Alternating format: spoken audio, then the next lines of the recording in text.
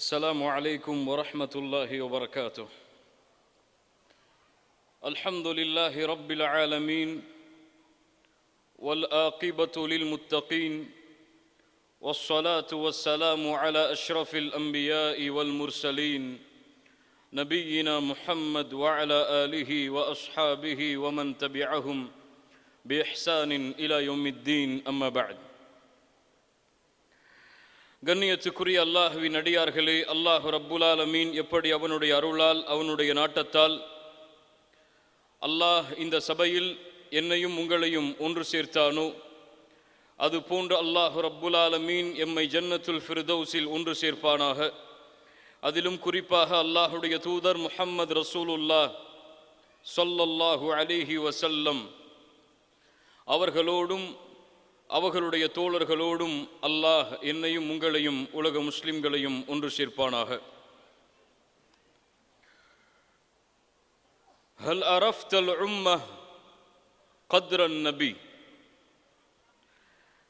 இந்த சமூகம் அல்லாஹுடைய தூதர் முஹம்மது ரசூலுல்லாஹ் ஸல்லல்லாஹு அலைஹி வஸல்லம் அவர்களின் அந்தஸ்தை அறிந்திருக்கிறதா? இதை பற்றி தான் இந்த சிறிய நேரம் உங்களோடு சில நிகழ்வுகளை பகிர்ந்து கொள்ளலாம் என்று ஆசைப்படுகிறேன்.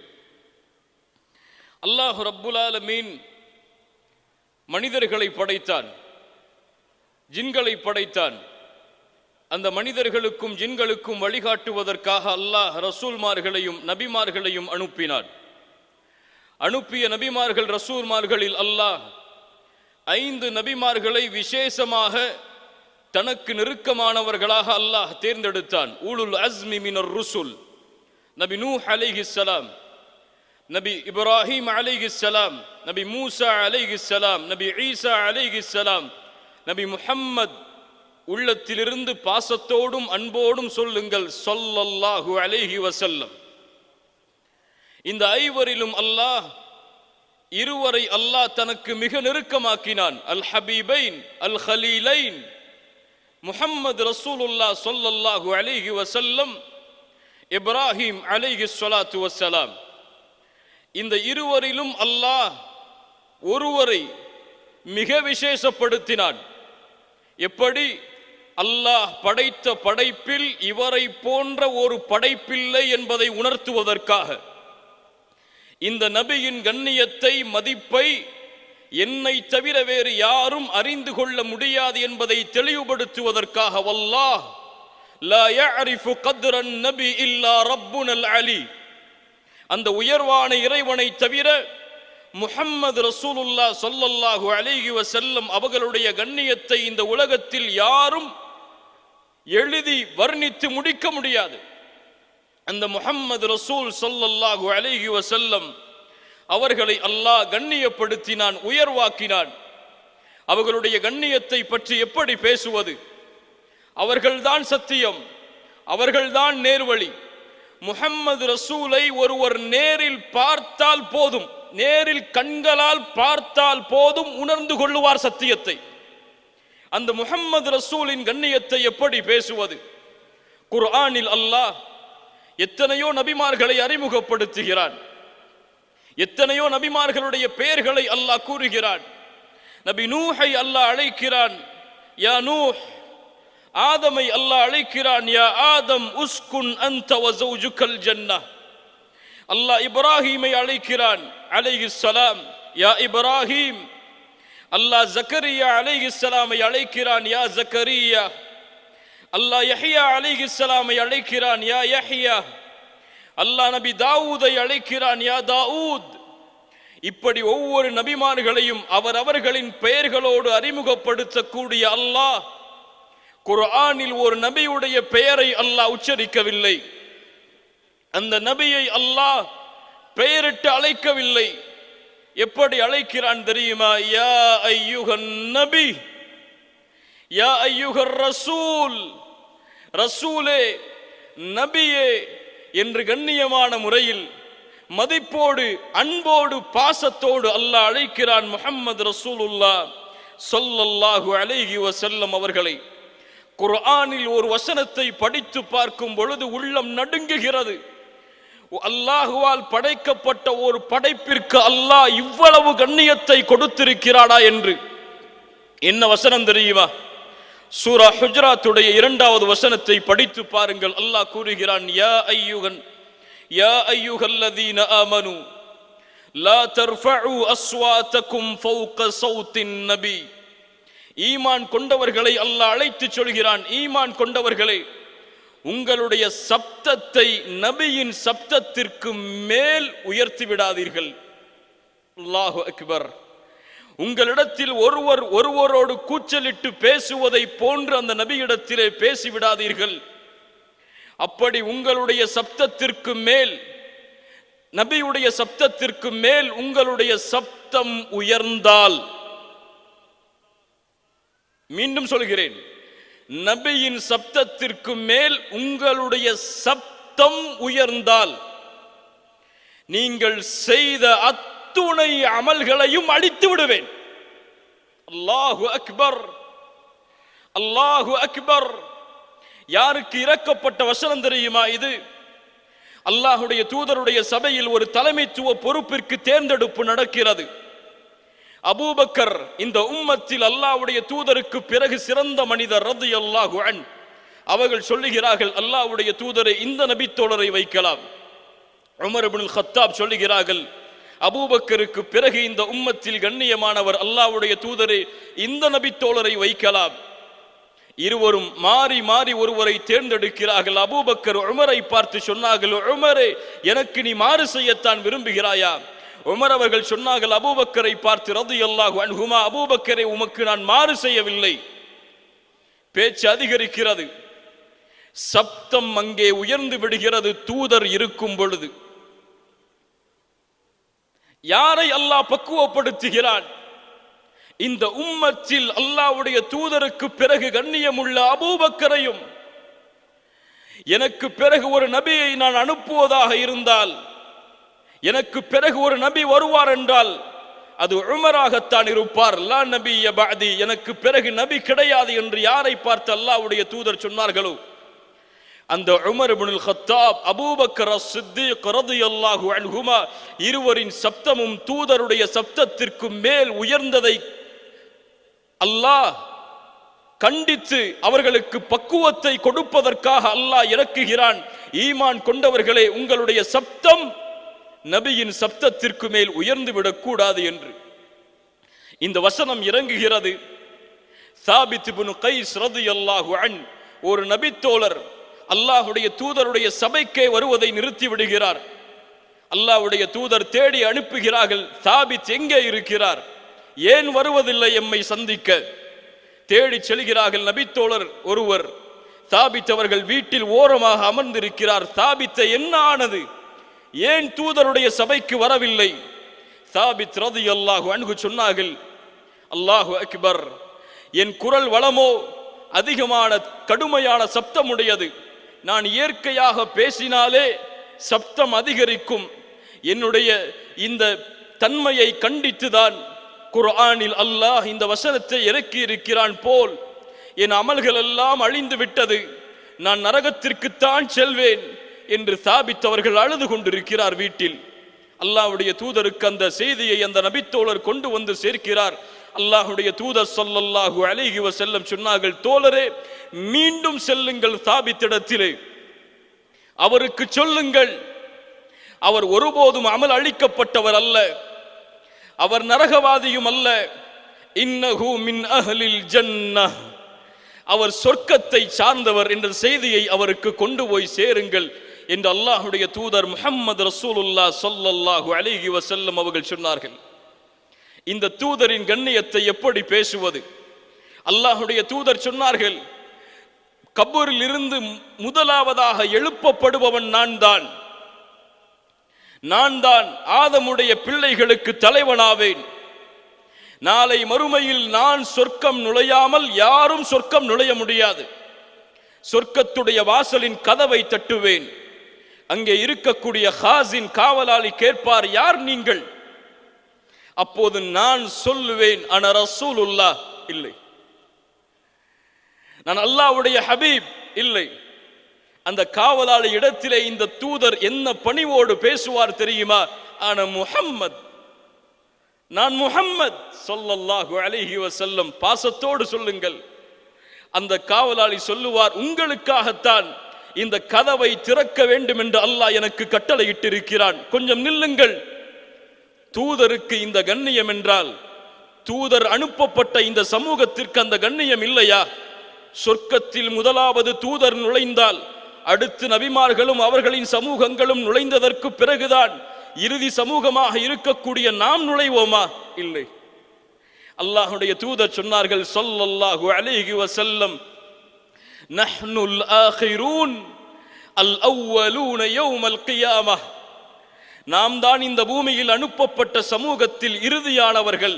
இருந்தாலும் மறுமையில் முதலாவது சொர்க்கம் நுழைபவர்களும் நாம் தான். அல்லாஹு அக்பர். மறுமையில் முதலாவதாக விசாரிக்கப்படும் சமூகம் இறுதியானதாக இருந்தாலும் முதலாவது விசாரிக்கப்படுவோம், முதலாவது தீர்ப்பு கொடுக்கப்படும். இந்த சமூகம் சொர்க்கத்தில் நுழைந்ததற்கு பிறகுதான் மற்ற எல்லா சமூகங்களும் சொர்க்கத்தில் நுழைவதற்கு வாய்ப்பளிக்கப்படும் என்றால் இந்த கண்ணியத்தை எமக்கு பெற்று தந்தது யார்? அந்த தூதரின் கண்ணியம் எமக்கு தெரியுமா? அந்த தூதரின் வரலாறு எமக்கு தெரியுமா?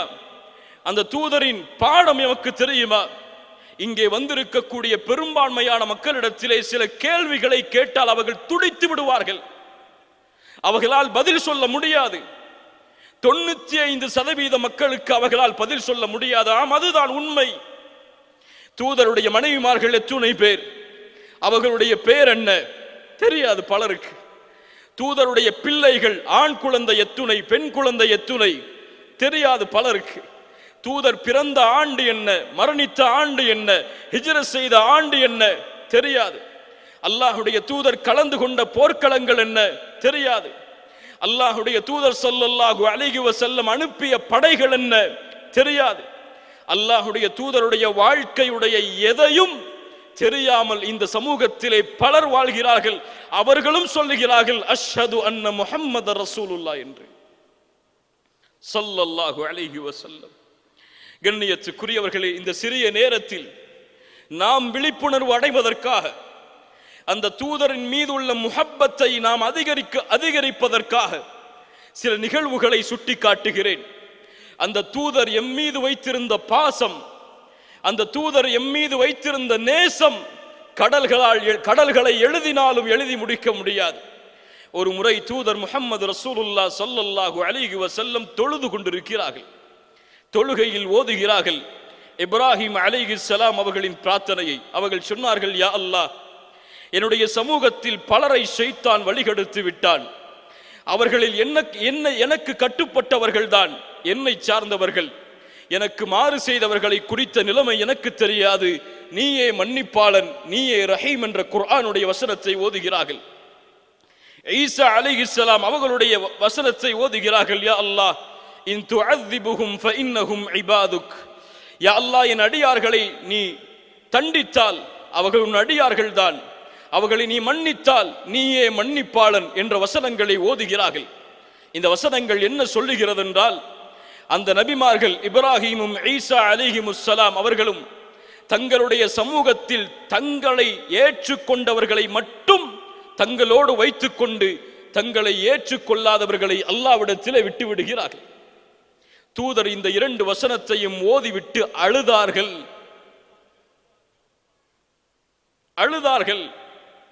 ஒரு ஹபீபுடைய அழுகை, இன்னொரு ஹபீப் அல்லாஹ். அந்த ஹபீப் இந்த நேசருடைய நேசத்திற்கு சொந்தக்காரன். அந்த அல்லாஹ் ஜிப்ரீலை அனுப்புகிறான். ஜிப்ரீல், செல்லுங்கள் முஹம்மது ரசூலிடத்திலே, அவர் ஏன் அழுகிறார் என்று கேட்டு வாருங்கள், எனக்கு தெரியும், கேட்டு வாருங்கள். அந்த உரையாடலை இமாம் புகாரி பதிவு செய்கிறார். சுப்ஹானல்லாஹ்.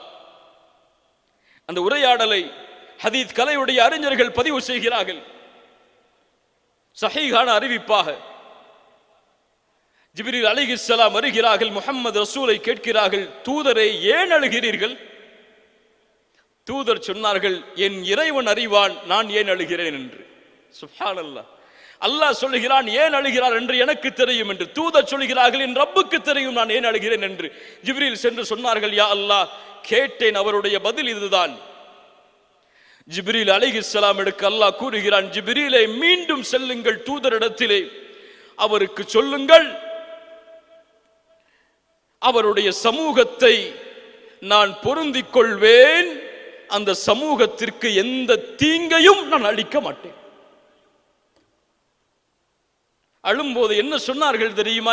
இந்த பதிலுக்கு, அல்லாஹும்ம உம்மதி உம்மதி, யா அல்லாஹ், என் சமூகம் என் சமூகம்.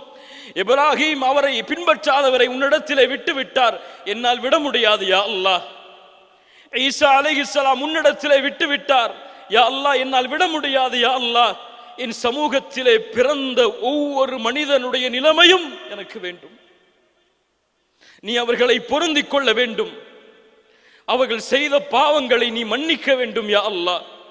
லக்கது ஜாஅக்கும் ரசூலும் மின் அன்ஃபுசிக்கும் அஸீஸுன் அலைஹி மா அனித்தும் ஹரீஸுன் அலைக்கும் பில் முஃமினீன ரഊஃபுர் ரஹீம். குர்ஆன் பேசுகிறது அந்த தூதருடைய முஹப்பத்தை. உங்களிடமிருந்தே உங்களுக்கு ஒரு தூதர் வந்திருக்கிறார், அவர் உங்களுக்கு ஏற்படக்கூடிய சிரமத்தை தன்னுடைய சிரமமாக உணரக்கூடியவர், உங்கள் மீது பேராசை உடையவர், முஃமின்கள் மீது இரக்கமுடையவர், அன்புடையவர். அல்லாஹு அக்பர். அந்த தூதர் இன்றைய காலத்தில் வாழ்ந்திருந்தால் இந்த சமூகத்துடைய நிலைமையை பார்த்து என்ன சொல்லி இருப்பார்கள்? எனக்கு கட்டுப்பட்டு வாழ்ந்த இந்த சமூகம் என்னுடைய பெயரை கூறிய எனக்கு மாறு செய்கிறதே என்பதை தூதர் அறிந்திருந்தால் அவர்களுடைய நிலைமை என்னவாக இருக்கும்? அல்லாஹ் எம்மை பாதுகாப்பானாக. ஆயிஷா ரலியல்லாஹு அன்ஹா அவர்கள் ஒரு முறை அல்லாஹ்வுடைய தூதரிடத்திலே கேட்கிறார்கள், அல்லாஹ்வுடைய தூதரே, எனக்காக அல்லாஹ்விடத்திலே ஒரு பிரார்த்தனையை செய்யுங்களேன். அல்லாஹ்வுடைய தூதர் சொன்னார்கள், யா அல்லாஹ், ஆயிஷாவை மன்னித்து விடு ரலியல்லாஹு அன்ஹா. அவர்கள் முன் சென்ற பாவத்தை, பின் செய்த பாவத்தை, அவர்கள் மறைத்து செய்ததை, வெளிப்படையாக செய்ததை என எல்லா பாவங்களையும் மன்னித்து விடு. ஆயிஷா ரலியல்லாஹு அன்ஹா அவர்கள் இந்த பிரார்த்தனையை கேட்டவுடன் மகிழ்ச்சி அடைந்து தூதருடைய மடியில் சாய்கிறார்கள். தூதர் கேட்டார்கள், ஆயிஷா, இந்த பிரார்த்தனை உன்னை மகிழ்ச்சி அடைய செய்கிறதா? சொன்னார்கள், ஆம் அல்லாஹ்வுடைய தூதரே, என் பாவத்திற்காக என் ஹபீப் அல்லாஹ்விடத்திலே மன்னிப்பை தேடும்போது எப்படி நான் மகிழ்ச்சி அடையாமல் இருப்பேன்? ஆயிஷா, உனக்கு தெரியுமா, வல்லாஹி இந்த பிரார்த்தனையைத்தான் ஒவ்வொரு தொழுகையிலும் என் உம்மத்திற்காக நான் கேட்கிறேன். ஷேக் அல்பானி ரஹிமஹுல்லாஹ் இதை ஹசனுடைய தரத்தில் இந்த ஹதீஸை பதிவு செய்கிறார்கள். யோசித்து பாருங்கள் கண்ணியத்துக்குரியவர்களே, ஒரு ஆட்டை அறுக்கும் போது கூட ஈது அதஹாவுடைய தினத்தில் அல்லாஹ்வுடைய தூதர் குத்பாவுடைய மிம்பரில் ஏறிவிட்டு குத்பாவுடைய பிரசங்கம் முடிந்ததற்கு பிறகு ஆடுகளை அழைத்து வர சொல்லுவார்கள் அறுப்பதற்காக. அறுக்கும் பொழுது சொல்லுவார்கள், பிஸ்மில்லாஹி வல்லாஹு அக்பர், ஹாதா அன்னி வ அம்மன் லம் யுதஹி மின் உம்மதி. யா அல்லாஹ், இதோ என்னுடைய பங்கு, அது மட்டுமல்ல, இந்த உம்மத்தில் யாரெல்லாம் உதூஹியா செய்ய முடியவில்லையோ அவர்களுடைய பங்கு. சுப்ஹானல்லாஹ், என்ன ஒரு தூதர் பாருங்கள். அந்த தூதருடைய கருணையை கொஞ்சம் நினைத்து பாருங்கள். தூதர் ஒரு வார்த்தை சொல்லி இருந்தால் ஒரு ஊரே அழிந்திருக்கும். என்ன ஊர்? தாயிஃப்.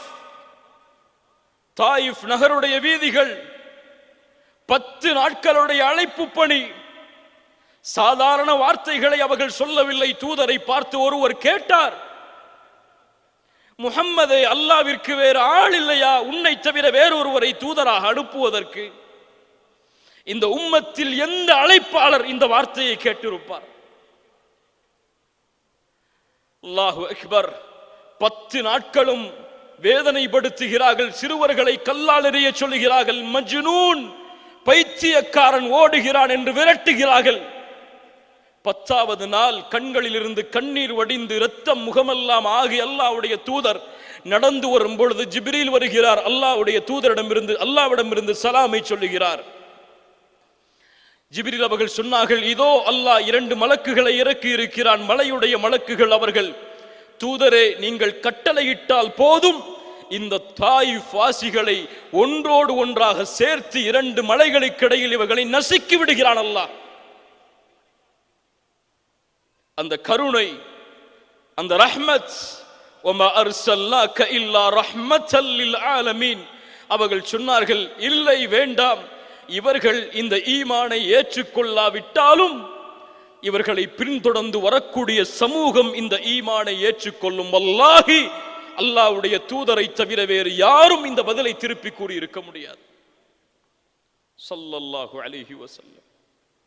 கண்ணியத்துக்குரியவர்களே, அந்த தூதருடைய முஹப்பத்தை கொஞ்சம் எண்ணி பாருங்கள். உலகத்தில், மறுமையில் எல்லோரும் கேட்ட நிகழ்வுதான். கொஞ்சம் கற்பனை செய்யுங்கள், மறுமையில் நாம் எல்லோரும் ஒன்று சேருவோம். ஆதம் அலைஹிஸ்ஸலாமுடைய காலத்தில் பிறந்தவர் முதற்கொண்டு மறுமையில் உலகம் அழியும் வரை கடைசியாக இருந்த மனிதர் வரை எல்லோரும் ஒன்று சேருவோம். எல்லோரும் கேட்போம், அல்லாஹ்விடத்திலே பரிந்து பேசுபவர் யார்? எம்முடைய நிலைமைகளை அல்லாஹ்விடத்திலே கொண்டு போய் சேர்ப்பவர் யார்? சொல்லுவார்கள், ஆதம் இருக்கிறார். ஆதமிடத்திலே சொல்லுவார்கள் அலைஹிஸ்ஸலாம், ஆதம், நீங்கள் தான் மனிதரின் தந்தை. உங்களை அல்லாஹ் அவனுடைய கரத்தால் படைத்தான். எங்களுக்காக அல்லாஹ்விடத்திலே சிபாரிசு செய்யுங்களேன். ஆதம் அலைஹிஸ்ஸலாம் சொல்லுவார்கள், இன்ன ரப்பி கதிபல் யௌம கதபன் லம் யக்தப் கப்லஹு மித்லஹ் வலம் யக்தப் பஅதஹு மித்லஹ். என் இறைவன் இன்றைய தினம் கோபத்தோடு இருக்கிறான். இது போன்ற கோபத்தை அல்லாஹ் இதற்கு முன்னாலும் இருந்ததில்லை, இதற்கு பின்னாலும் இருக்க போவதில்லை. என்னால் இன்று இறைவனிடத்திலே நான் செய்த பாவங்களை கொண்டு பேச முடியாது. நஃப்ஸி நஃப்ஸி நஃப்ஸி. இத்ஹபு இலா நூஹ். நூஹிடத்திலே சொல்லுவார்கள், அவர்களை புகழ்வார்கள், நூஹே, நீங்களாவது அல்லாஹ்விடத்திலே பரிந்து பேசுங்கள். அதே வார்த்தையை சொல்லுவார்கள், இன்றைய தினம் என் இறைவன் கோபத்தோடு இருக்கிறான். இது போன்ற கோபத்தை இதற்கு முன்னாலும் இருந்ததில்லை, இதற்கு பின்னாலும் இருக்க போவதில்லை. நானே என் சமூகத்திற்கு எதிராக பிரார்த்தனை செய்த நினைவை நினைத்து பார்க்கிறேன். நஃப்ஸி நஃப்ஸி நஃப்ஸி. என் நிலைமை என்னால் சொல்ல முடியாது. இத்ஹபு இலா இப்ராஹிம், இத்ஹபு இலா மூசா, இத்ஹபு இலா ஈசா உலுல் அஸ்மி மினர் ருசுல். கடைசியாக ஈசா அலைஹிஸ்ஸலாம். எல்லோரும் ஒரே வார்த்தை, மனிதர்கள் இதுதான் இறுதி வாய்ப்பு, இனிமேல் வாய்ப்பு கிடையாது என்று சொல்லுவார்கள். தூதரே, இறுதி நபியே, எங்களுக்காக அல்லாஹ்விடத்திலே சிபாரிசு செய்யுங்களேன். எங்களுடைய நிலைமைகளை பாருங்களேன். அல்லாஹுவோ கோபத்தோடு இருக்கிறான். எங்கள் நிலைமை என்னவாக போகிறது என்று தெரியவில்லை. தூதர் சொல்லுவார்கள், நான் தான் என்று விரண்டு சென்று அல்லாஹுடைய அர்ஷுக்கு முன்னால் சுஜூதில் விழுவார்கள். அல்லாஹ்வை புகழ்வார்கள். அல்லாஹ் அறிவித்துக் கொடுக்கக்கூடிய வார்த்தைகளை கொண்டு அதற்கு முன்னால் அல்லாஹுவை யாரும் அப்படி புகழ்ந்திருக்க முடியாது. சுப்ஹானல்லாஹ். அவர்கள் அழுவார்கள். இந்த அழுகை மஹ்ஷரில் எதை கொண்டு வரும் தெரியுமா? மஹ்ஷரில் அதுவரை விசாரணையை தொடங்காத அல்லாஹ், மஹ்ஷரில் அதுவரை பேசாத அல்லாஹ் பேசுவான். முதல் வார்த்தை மஹ்ஷரில் விழக்கூடிய வார்த்தை, யா முஹம்மத் ஸல்லல்லாஹு அலைஹி வஸல்லம். அல்லாஹு அக்பர், அல்லாஹு அக்பர். இந்த தூதரை எமக்கு தூதராக கொடுத்ததற்கு அல்ஹம்துலில்லாஹ். இர்ஃபா ரஅஸக், போதும் தலையை உயர்த்துங்கள். சல் துஅதா வஸ்ஃபா துஷஃபா. முஹம்மதே, கேளுங்கள் ஸல்லல்லாஹு அலைஹி வஸல்லம், கொடுக்கிறேன். சிபாரிசு செய்யுங்கள், நான் சிபாரிசை அங்கீகரிக்கிறேன். அவ்வளவுதான். மஹ்ஷரில் முஹம்மது ரசூலுல்லாஹ் ஸல்லல்லாஹு அலைஹி வஸல்லம் பேசக்கூடிய முதல் வார்த்தை, யா அல்லாஹ், என் மனைவி ஆயிஷாவின் நிலைமை என்ன? யா அல்லாஹ், என் மகள் ஃபாத்திமாவின் நிலைமை என்ன? யா அல்லாஹ், என் நபித்தோழர்களின் நிலைமை என்ன? யா ரப், உம்மத்தி உம்மத்தி. என் இறைவா, என் சமூகம், என் சமூகம். யாரை மறந்து வாழ்கிறோம்? யாருடைய வாழ்வை தூரமாக்குகிறோம்? யாருடைய வாழ்வை செயல்படுத்துவதை சிரமமாக கருதுகிறோம்? யாருடைய வாழ்வை? இந்த முஸ்லிம் சமூகத்தில் ஹிட்லருடைய வரலாறுகளை படித்தவர்கள் உண்டு, அலெக்சாண்டரின் வரலாறை படித்தவர்கள் உண்டு, முசோலினியின் வரலாறை படித்தவர்கள் உண்டு. இந்த உலகத்தில் இருக்கின்ற எல்லா தலைவர்களின் வரலாறுகளையும் படித்து முடித்தவர்கள் உண்டு. அவர்களுடைய வரலாற்றில் டாக்டர் பட்டம் பெற்றவர்களும் உண்டு. ஆனால் முஹம்மது ரசூலுடைய வாழ்வை முழுமையாக படித்து அதை தன்னுடைய வாழ்வாக மாற்றியவர்கள் மிக குறைவு. ஏன்? இந்த தூதர் உள்ளத்திற்கு விருப்பமானவராக இல்லையா? மஅதல்லாஹ், இயாது பில்லாஹ், அல்லாஹ் பாதுகாப்பானாக. கண்ணியத்துக்குரியவர்களே, அல்லாஹ்வுடைய தூதருடைய மறுமையின் கருணையை நினைத்து பாருங்கள். ஏன் இந்த கருணையை பற்றி இந்த உலகத்திற்கு பேசவில்லை? ஏன் அவர்களுடைய நீதத்தை பற்றி இன்னும் நாம் இந்த உலகத்திற்கு எடுத்து சொல்லவில்லை?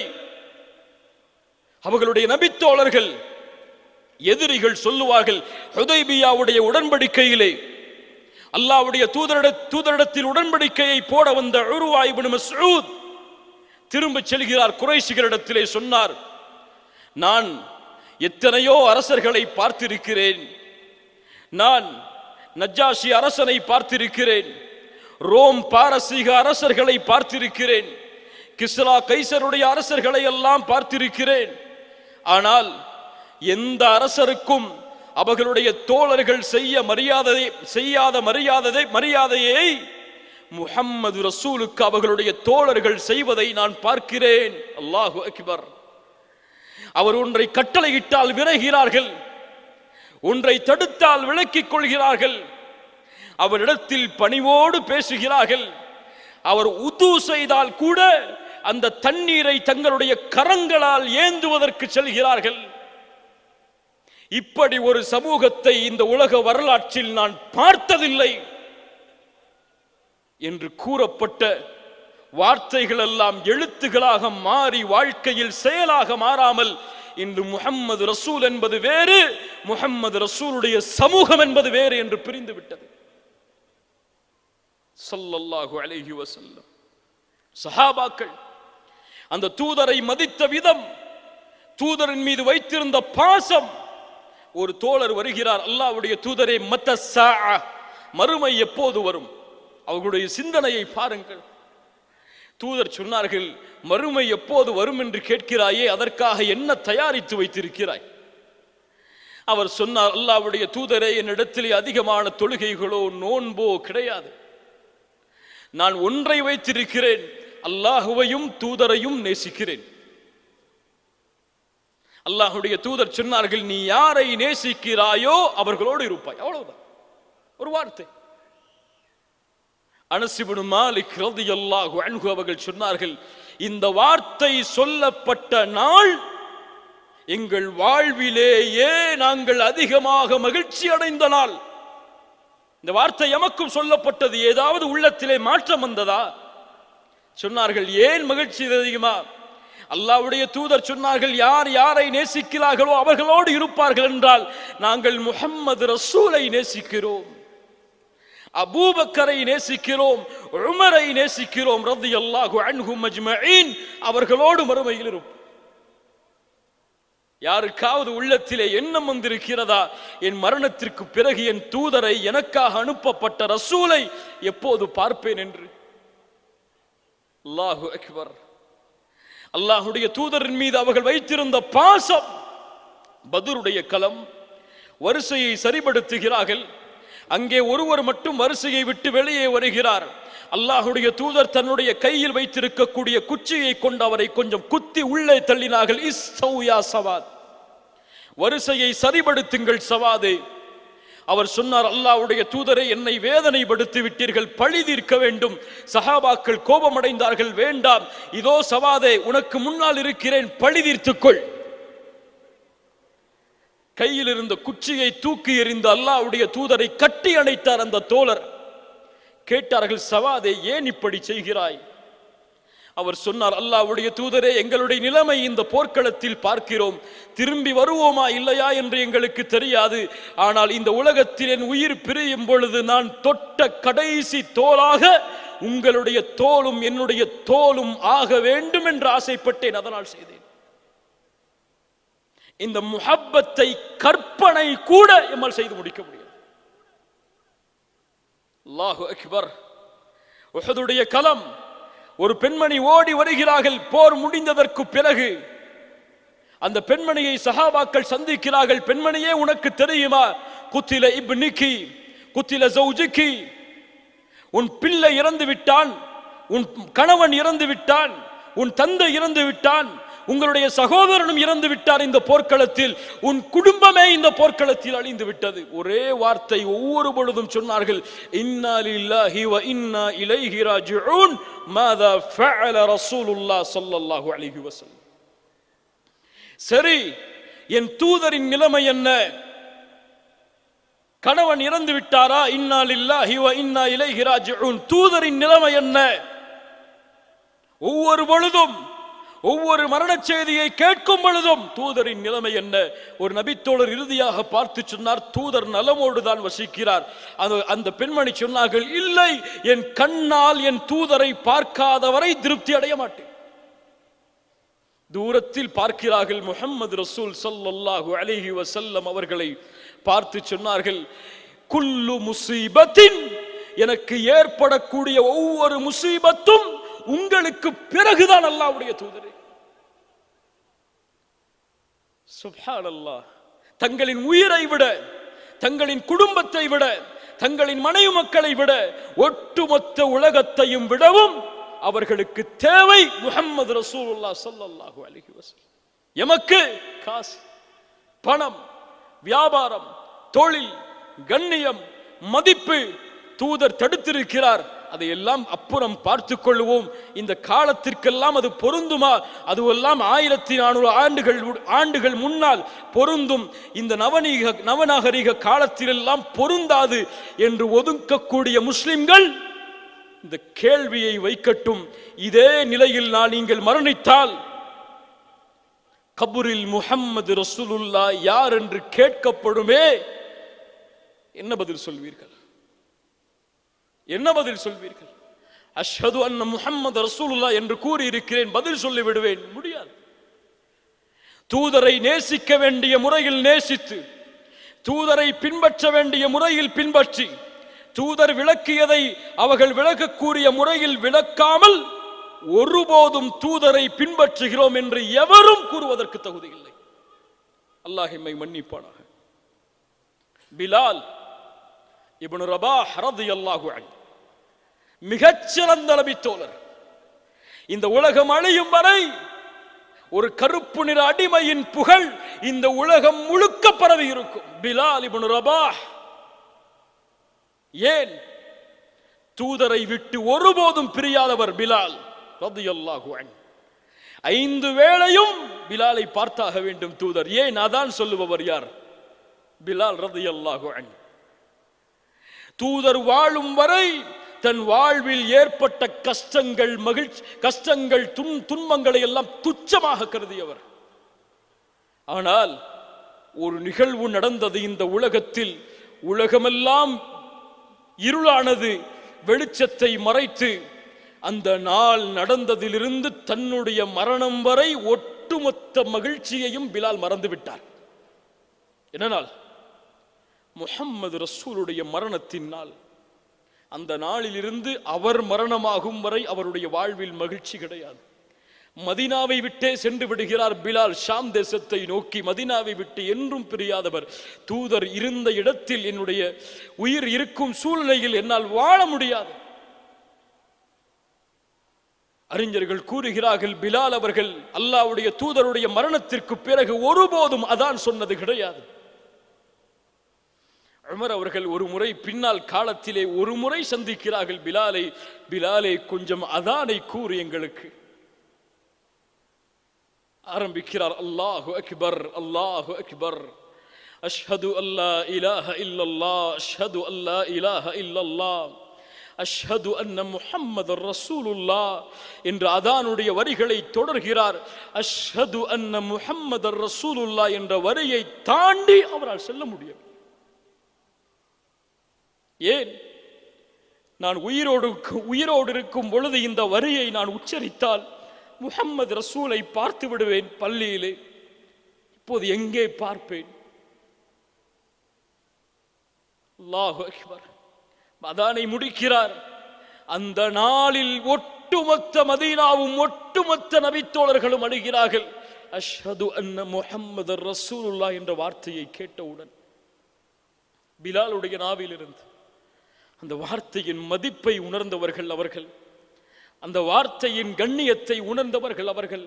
1000 முறை அதான் சொல்லப்படும் ஸல்லல்லாஹு அலைஹி வஸல்லம் என்று ஒரு ஸலவாத்தை முஹப்பத்தோடு சொல்வதற்கு கூட எங்களுக்கு நேரம் கிடையாது. அல்லாஹ் பாதுகாப்பானாக. கண்ணியத்துக்குரியவர்களே, இந்த சிறிய நிகழ்வை நம்முடைய வாழ்வின் படிப்பினைக்காக ஆக்கி இந்த சமூகத்துடைய வாலிபர்களையும் இந்த சமூகத்துடைய அழைப்பாளர்களுக்கும் ஒரு செய்தியை கூற விரும்புகிறேன். அல்லாஹுடைய தூதருடைய மார்க்கத்தை கண்ணியப்படுத்தி அதை வெற்றியடைய செய்யுங்கள். இந்த மார்க்கத்துடைய கண்ணியத்தில் தூதருடைய கண்ணியமும் இருக்கிறது. இந்த மார்க்கத்துடைய வெற்றியில் தூதருடைய வெற்றியும் இருக்கிறது. இந்த ஒட்டுமொத்த உலகத்திற்கும் தூதரை அறிமுகப்படுத்த வேண்டிய கடமை இங்கே இருக்கக்கூடிய எல்லோர்களுக்கும் உண்டு. குல் ஹாதிஹி சபீலி அத்உ இலல்லாஹ் அலா பஸீரத்தின் அன வமன் இத்தபஅனி. இதோ இஸ்லாம் என்னுடைய பாதை. இதில் இருந்து கொண்டு கண்ணியத்தோடு அழகோடு அழகிய வார்த்தைகளோடு ஒழுக்கத்தோடு பஸீரா இதோடு மக்களை அழைப்பேன். நான் மட்டுமல்ல, அன வமன் இத்தபஅனி, என்னை பின்பற்றக்கூடிய எல்லோரும் இந்த பாதையில் இருந்து கொண்டு அல்லாஹுவின் பக்கம் மக்களை அழைப்போம். இப்னு கையும் ரஹிமஹுல்லாஹ் அவர்கள் சொன்னார்கள், ஒரு மனிதன் ஒருபோதும் அல்லாஹ்வுடைய தூதரை பின்பற்றுபவனாக மாறவே முடியாது. தூதர் எதன் பக்கம் பசீரத்தோடு அழைத்தார்களோ அதன் பக்கம் இவனும் அழைக்காமல் தூதர் ஸல்லல்லாஹு அலைஹி வஸல்லம் அதைத்தான் சொன்னார்கள். இமாம் புகாரி ரஹிமஹுல்லாஹ் பதிவு செய்கிறார்கள், அப்துல்லாஹ் இப்னு அம்ர் ரலியல்லாஹு அன்ஹு அவர்களுடைய ஹதீஸில், பல்லிகு அன்னி வலவ் ஆயா, என்னிடத்திலிருந்து ஒரு செய்தி கிடைத்தாலும் எடுத்து வை. எடுத்து வைத்தவர்கள் எத்துணை பேர்! தூதருடைய ஒழுக்கத்தை மக்களுக்கு கற்றுக் கொடுத்தவர்கள் எத்துணை பேர்! இந்த உலகத்தில் பல மக்கள் முஹம்மது ரசூலை தவறான பிம்பத்தில் புரிந்து வைத்திருக்கிறார்கள். இந்த உலகத்தில் எழுதப்படுகின்ற பல புத்தகங்கள் முஹம்மது ரசூலை இழிவுபடுத்துகிறது அவர்களுடைய வார்த்தைகளால். ஆனால் முஹம்மது ரசூலை ஒருபோதும் யாராலும் இழிவுபடுத்த முடியாது. ஏன்? அவர்களின் புகழை உயர்த்தியவன் அல்லாஹ். வரஃபஅனா லக திக்ரக், ஒவ்வொரு இந்த பூமியுடைய ஒவ்வொரு நொடியும் சொல்லும் உலகமெல்லாம் அஷ்ஹது அன்ன முஹம்மதர் ரசூலுல்லாஹ், அதானுடைய சப்தத்தின் மூலமாக. இந்த முஹம்மது ரசூல் ஸல்லல்லாஹு அலைஹி வஸல்லம், இந்த உலகத்தில் பல அறிஞர்களை பார்க்கிறோம். அவர்களுடைய தலைவர்களுடைய ஒழுக்கத்தை பற்றி வீரத்தை பற்றி பேசுகிறார்கள். ஆனால் அவர்களுடைய நாவுகளில் நபிகள் நாயகம் முஹம்மது ரசூல் என்ற பெயர் குறைவாகத்தான் உச்சரிக்கப்படுகிறது. ஏன்? இந்த சமூகம் அவர்களுக்கு இன்னும் அறிவிக்கவில்லை எமக்கு அனுப்பப்பட்ட தூதர் யார் என்பதை. அந்த தூதரை தீவிரவாதியாக சித்தரித்தாலும் பரவாயில்லை, தூதரை பல திருமணம் முடித்தவர் என்று அவர்கள் விமர்சித்தாலும் பரவாயில்லை. எனக்கு தேவை இந்த உலகத்திலே காசு பணம். அது எங்கே கிடைக்கிறதோ அங்கே இருப்பேன். யார் என்ன சொன்னால் என்ன, அவர்களுடைய கூற்று. என் வாழ்வை நான் தொடர்வேன் என்று முஹம்மது ரசூலை பின்பற்றக்கூடியவர் நினைத்துக் கொண்டிருந்தார். ஒரு தூதரிடத்திலே கேட்டார்கள், நீங்கள் நிற்கக்கூடிய இந்த தூக்கு மேடையில் முஹம்மது ரசூல் நிற்பதாக கற்பனை செய்யுங்கள். அவர் சொன்னார், அந்த கற்பனையை என் உள்ளத்திலே கொண்டு வருவதை விட இந்த தூக்கு மேடை எனக்கு சிறந்தது. நான் ஷஹீதாக விரும்புகிறேன். யாருக்கு வருகிறது இந்த வீரம்? ஆயுதங்களை எடுத்து போராட சொல்லவில்லை. உங்களிடத்திலே இருக்கக்கூடிய வாழ்வை பயன்படுத்துங்கள் முஹம்மது ரசூல் யார் என்பதை தெளிவுபடுத்துவதற்கு. பேனாக்களை அல்ல, நாவுகளில் பேச்சை அல்ல நான் சொல்லுவது. புத்தகங்களை எழுதி தள்ளுங்கள். அல்லாஹ்வுடைய தூதரை புகழ்ந்து மேடைகளை அமைத்து இந்த உலகம் முழுக்க தூதருடைய புகழை நாவுகளால் கூறுங்கள் என்பதை அல்ல நான் சொல்லுவது. அது அல்ல தூதரை கண்ணியப்படுத்துவது, அது அல்ல தூதருடைய இந்த தீனை உயர்த்துவது. உண்மையின் கண்ணியம், உண்மையின் வெற்றி, உண்மையில் தூதருடைய முஹப்பத்தை வாழ்வில் கொண்டிருப்பவருடைய ஒட்டுமொத்த வாழ்க்கையும் பிரதிபலிக்கும். நான் யார், ஏன் நான் இப்படி வாழ்கிறேன், என் வாழ்க்கை இப்படி ஏன் அமைந்தது, ஏன் நான் பொய் பேசவில்லை, ஏன் நான் புறம் பேசவில்லை, ஏன் பிறருடைய உள்ளத்தை காயப்படுத்துவதில்லை, ஏன் பிறர் சொத்துக்கு ஆசைப்படுவதில்லை, ஏன் வட்டி வாங்கவில்லை, ஏன் இந்த உலகத்திலே மானக்கேடான காரியங்களை நான் செய்யவில்லை. ஒரே பதில்தான் அவர்களுடைய நாவுகள் சொல்லும். எங்களுடைய தூதர் முஹம்மது ரசூலுல்லாஹ் ஸல்லல்லாஹு அலைஹி வஸல்லம் தடை செய்தார்கள். இந்த வாழ்க்கையை வாழ்வில் கொண்டு வரும் வரை இந்த உம்மா கண்ணியத்தை அடைவது பகலில் கனவு காண்பதுதான். وَمَا آتَاكُمُ الرَّسُولُ فَخُذُوهُ وَمَا نَهَاكُمْ عَنْهُ فَانْتَهُوا. எதை தூதர் ஏவினார்களோ அதை எடுத்துக் கொள்ளுங்கள், எதை விளக்கினார்களோ அதை விட்டு விலகிக் கொள்ளுங்கள். قُلْ إِن كُنتُمْ تُحِبُّونَ اللَّهَ. நீங்கள் அல்லாஹுவை நேசிப்பதாக சொன்னால் இதோ என் தூதர் இருக்கிறார், அவரை பின்பற்றுங்கள், அல்லாஹ் உங்களை நேசிப்பான், உங்களுடைய பாவங்களை மன்னிப்பான்.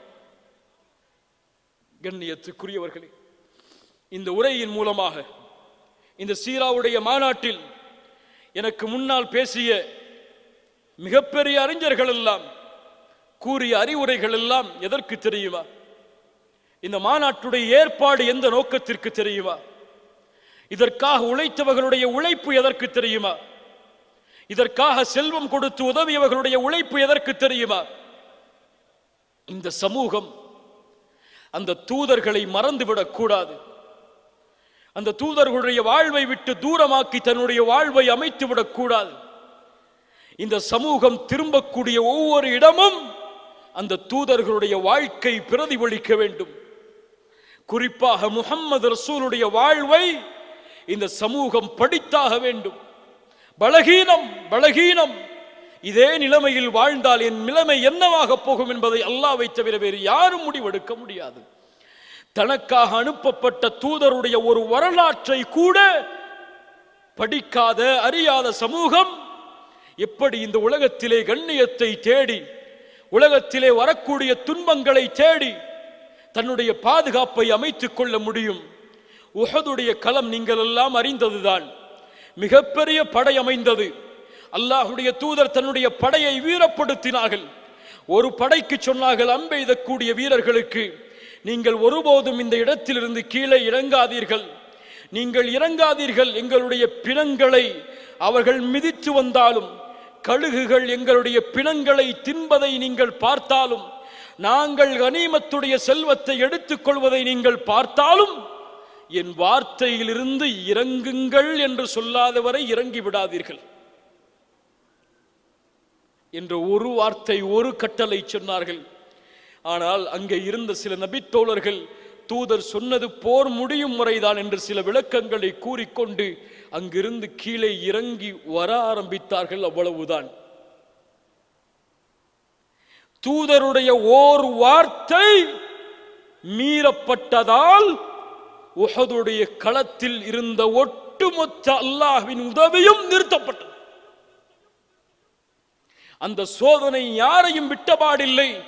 முஹம்மது ரசூலுடைய பற்கள் உடைக்கப்பட்டு அம்புகள் எல்லாம் முகத்தில் தைத்து முகமெல்லாம் இரத்தமாக, யா அல்லாஹ், என் சமூகம் அறியாமல் செய்து விட்டது, அவர்களை மன்னித்து விடு யா அல்லாஹ் என்று பிரார்த்தனை செய்யும் அளவிற்கு தூதருடைய நிலைமையையும் அந்த போர்க்களம் சோதனையால் சூழ்ந்து விட்டதென்றால், தூதருடைய ஒரு வார்த்தை மீறப்பட்டதற்காக என்றால், இப்போது கேட்கிறேன், உலக நாடுகளில் முஸ்லிம்கள் படக்கூடிய இன்பங்களும் துன்பங்களும் எதற்காக? பதிலை நீங்கள் அறிந்திருப்பீர்கள். அல்லாஹ் ரப்புல் ஆலமீன் நம்மை சீர்படுத்துவானாக. ஏதோ உரைகளை கேட்டோம், அறிஞர்கள் எங்களுக்கு அறிவுரை செய்தார்கள், மூசா அலைஹிஸ்ஸலாமை பற்றி பேசினார்கள், ஈசா அலைஹிஸ்ஸலாமை பற்றி பேசினார்கள், நூஹை பற்றி பேசினார்கள் அலைஹிஸ்ஸலாம், இப்ராஹிம் ஹலீலுல்லாவை பற்றி பேசினார்கள், முஹம்மது ரசூலுல்லாவை பற்றி பேசினார்கள். நன்றாக இருந்தது. இதை போன்று யாரும் பேச முடியாது என்று கிளம்பி செல்வதற்கல்ல இந்த சபை. இங்கே அல்லாஹ் சாட்சியாக இருக்கிறான். நாம் எல்லோரும் மனதில் உறுதியேற்றுக் கொள்ள வேண்டும். என்னுடைய வாழ்க்கை இனிமேல் மாறும் தூதருடைய வாழ்க்கையோடு. இந்த உலகம் தூதருடைய வரலாற்றையும் வாழ்வையும் என்னிடத்திலிருந்து படித்துக் கொள்ளட்டும் என்று கிளம்பக்கூடிய ஒவ்வொரு மனிதனாக நாம் மாறினால், இந்த உலகத்தில் எத்துணை அழைப்பு பணிகளுக்கு தடை வந்தாலும், எந்த அழைப்பு பணியின் கதவு மூடப்பட்டாலும், இந்த உலகம் அல்லாஹுடைய தீனை நோக்கி வரும். எம்முடைய வாழ்வில் வெளிப்படும் இஸ்லாமிற்காக. அப்படித்தான் நபித்தோழர்கள் செய்தார்கள் தங்களுடைய அழைப்பு பணியை. அப்படித்தான் இந்த உலகத்தில் அறிஞர்கள் செய்தார்கள் அழைப்பு பணியை. இன்று புத்தகமாகவும் மேடைகளிலும் ஏதோ சில புகழ்ச்சிகளுடைய சபைகளிலும் தூதரை பற்றி பேசுகிறோமே தவிர, வாழ்க்கையில் தூதருடைய வாழ்க்கை என்பது 99.99% கூட கிடையாது. 1% கூட எண்ண முடியாது என் வாழ்க்கை தூதருடைய வாழ்க்கையோடு ஒத்துப்போகிறது என்று. அல்லாஹ் எம்மை சீர்படுத்துவானாக. அல்லாஹ் எம்மை ஒழுக்கப்படுத்துவானாக. அல்லாஹ் எம்மை தூதருடைய வாழ்வோடு இணைப்பானாக. முஹம்மது ரசூல் ஸல்லல்லாஹு அலைஹி வஸல்லம் அவர்களுடைய வாழ்க்கையை படிக்க தொடங்குவோம் இன்ஷா அல்லாஹ். இதுவரை தூதருடைய வாழ்வை அறியாதவர்கள் சீரா புத்தகங்களை புரட்டுங்கள். தூதருடைய பிறப்பு முதல் இறப்பு வரை, அவர்களுக்கு பின்னால் ஆட்சி செய்த ஹலீஃபாக்களுடைய வாழ்க்கை வரை, அதற்கு பின்னால் இந்த உலகம் இஸ்லாமை தேடி வந்த நாட்கள் வரை எல்லா பக்கங்களையும் புரட்டி எம்முடைய வரலாற்றை, எம் தூதரின் நபியின் வரலாற்றை நாம் அறிந்து கொள்வேன் என்ற சபதத்தோடு, என்ற வெறியோடு இந்த இடத்திலிருந்து கலைந்து செல்வோம். அல்லாஹ் எமக்கு அதற்கு அருள் செய்யட்டும். யாரும் இதை கேட்டோம் அலட்சியமாக விடுவோம் என்றிருந்தால், எம்முடைய கபூரில் கேட்கப்படும் கேள்விகளை பயந்து கொள்வோம். நாளை மறுமையில் தூதருக்கு முன்னால் சென்று சிபாரிசு செய்யுங்கள் எங்கள் தூதரே என்று கேட்பதற்கு தகுதி உடையவர்களா நாம் என்பதை உணர்ந்து கொள்வோம். தூதர் சொன்னார்கள், உங்களுக்காக ஹவுதுல் கௌசரில் நான் காத்து கொண்டிருப்பேன். உங்களை பார்ப்பதற்கு, என்னை பார்க்காமல் ஈமான் கொண்டவர்களை பார்ப்பதற்கு நான் ஆசைப்படுகிறேன் என்று சொன்னார்கள். கண்ணியத்தோடு இதோ வந்து விட்டோம் தூதரே ஹவுதுல் கௌசரை நோக்கி. இந்த பௌர்ணமியின் வெளிச்சத்தை விட பிரகாசமான இந்த முகத்தை பார்ப்பதற்காக என்று விரண்டோடி ஹவுதை நோக்கி செல்லக்கூடிய மக்களாக அல்லாஹ் எம்மை ஆக்குவானாக. அது இல்லாமல் ஹவுதை நோக்கி வரும்பொழுது, தூதரே இவர்கள் உங்களுடைய சமூகம் இல்லை, நீங்கள் மரணித்ததற்கு பிறகு இவர்கள் தீனை மாற்றி விட்டார்கள், உங்களுக்கு முரண்பட்டு விட்டார்கள் என்று மலக்குகளால் அறிமுகப்படுத்தப்பட்டு, தூதர் என்னை விட்டு விரண்டு செல்லுங்கள் என்று சொல்லக்கூடிய மக்களாக அல்லாஹ் எம்மை ஒருபோதும் ஆக்காமல் இருக்கட்டும். அல்லாஹ் எம்மை பாதுகாப்பானாக. தூதருடைய முஹப்பத்தை எம்முடைய வாழ்வில் அல்லாஹ் தருவானாக. தூதரை பின்பற்றுவதற்கு அல்லாஹ் அருள் செய்வானாக. அல்லாஹுடைய தூதர் முஹம்மது ரசூலுல்லாஹ் ஸல்லல்லாஹு அலைஹி வஸல்லம் அவர்களை மஹ்ஷர் மைதானத்தில் அல்லாஹ் பார்ப்பதற்கு, அவர்கள் இருக்கக்கூடிய சபையில் அமர்வதற்கு, சொர்க்கத்தில் அவர்களோடும் அவர்களுடைய குடும்பத்தார்களோடும் அபூபக்கர், உமர், உஸ்மான், அலி, பிலால், சுமையா, ஃபாத்திமா இப்படி கண்ணியமான ரலியல்லாஹு அன்ஹும் நபித்தோழர்களோடும் எம்மையும் எம்முடைய குடும்பத்தார்களையும் அல்லாஹ் இணைப்பதற்கு எமக்கு உதவி செய்வானாக. ஜஸாக்குமுல்லாஹு ஹைரன், பாரக்கல்லாஹு லக்கும். இந்த மாநாட்டில் 2 பிரிவை அல்லாஹ்விடத்திலே அவர்களுக்காக பிரார்த்தனை செய்கிறேன். வாலண்டியர்ஸ், இந்த மாநாட்டிற்காக 2 நாட்கள் இரவு பகல் பார்க்காமல் தங்களுடைய ஒட்டுமொத்த நேரத்தையும் இந்த மாநாட்டுடைய பணிக்காக, அல்லாஹுடைய தீனுக்காக அவர்கள் இங்கே கேட்டுக்கொண்டிருந்தால் உள்ளத்தில் ஷைத்தான் பெருமையை கொண்டு வந்து விட வேண்டாம். அல்ஹம்துலில்லாஹ் என்று சொல்லுங்கள், அல்லாஹ்வை புகழுங்கள். இந்த பணியில் உங்களை அல்லாஹ் ஆக்கியதற்கு. இந்த உலகத்தில் எத்தனையோ மக்கள் அசிங்கமான மானக்கேடான செயல்களில் தங்களுடைய நாட்களை கழித்து கொண்டிருக்கும் பொழுது, அல்லாஹுடைய தீனுடைய பூமியில் அவனுடைய அந்த பூமியில் தங்களுடைய பாதத்தை பணித்து பணி செய்வதற்கு அல்லாஹ் அருள் செய்ததற்கு அல்ஹம்துலில்லாஹ் என்று சொல்லுங்கள். பார்க்கிங் வாலண்டியர்ஸ், இன்னும் இந்த மாநாட்டிற்கு எல்லா ஏற்பாடுகளையும் செய்தவர்கள், இதோ இந்த எக்ஸிபிஷன் 2 நாட்கள் எவ்வளவு மக்கள் வந்தாலும், ஒருவர் வந்தாலும் தங்களுடைய முழு சக்தியையும் அவர்களுக்கு கொடுத்து இந்த தீனை விளக்க வேண்டும் என்று பாடுபட்ட இவர்களுக்கும் இந்த மாநாட்டிற்காக ஒத்துழைப்பளித்த எல்லோர்களுக்கும் அல்லாஹ் அவர்களுடைய அமல்களை பொருந்திக் கொண்டு இதனுடைய கூலியாக அல்லாஹ் ஜன்னத்துல் ஃபிர்தௌஸை ஆக்குவானாக.